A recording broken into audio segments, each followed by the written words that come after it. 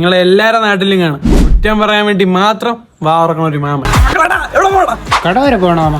അങ്ങനെ കണ്ടറിയാം എന്തൊക്കെ അടിച്ചു കയറ്റി മെലിഞ്ഞു ഉണങ്ങിയിരിക്കും. മാമ മറ്റേ പയ്യന്റെ വീട് ഏതാ മാമ? ഏത് പയ്യൻ? മറ്റേ പയ്യനെ. ഓ മറ്റേ പയ്യൻ. എടാ മക്കളെ, നീ ആ ചെറുക്കന്റെ വീട്ടിലോട്ടൊന്നും പോവില്ല. നിനക്ക് അത്ര നിർബന്ധമാണെങ്കിൽ നിനക്ക് കുറച്ച് കാര്യങ്ങൾ പറഞ്ഞു തരാം. എടാ ചെറുക്കൻ വേറെ അഴുക്ക ചെറുക്കനാണ്. അവനെ കണ്ടറിയാം കള്ളും കഞ്ചും അടിച്ചിട്ട് വേറെ ഏതോ ലോകത്താണ്. അങ്ങനെ മാമ കണ്ടറിയണത്? എടാ അതൊന്നും അറിയുള്ള പ്രായം നിനക്ക് ആയിട്ടില്ല. പിന്നെ ചോദ്യം ഇങ്ങോട്ട് ചോദിക്കില്ലേ? അത് ഞാൻ അങ്ങോട്ട് പറയണ മാത്രം നീ കേട്ടാ. ചെറുക്കൻ ഇപ്പൊ കള്ളും കഞ്ചാവൊന്നും അല്ല അടിക്കുന്നത്.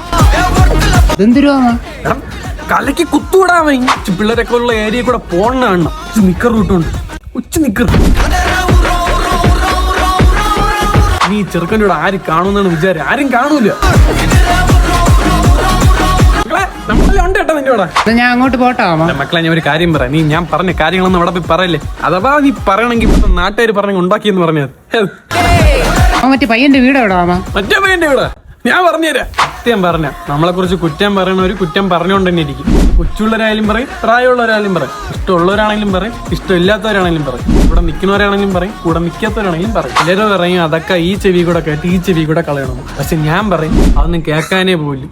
മൈൻഡ് ചെയ്യണ്ട, ഇഗ്നോർ ചെയ്തോ. എനിക്ക് ഇത്രേ പറയാനുള്ളൂ. ഒന്ന് പറഞ്ഞ് തീത്തോട്ട് വന്നാ നമ്മൾ ഇതൊന്നും കേൾക്കാത്ത ഒരു സൈഡിൽ കൂടെ മിണ്ടാതെ പോവാം. അപ്പൊ ഓക്കെ ബൈ.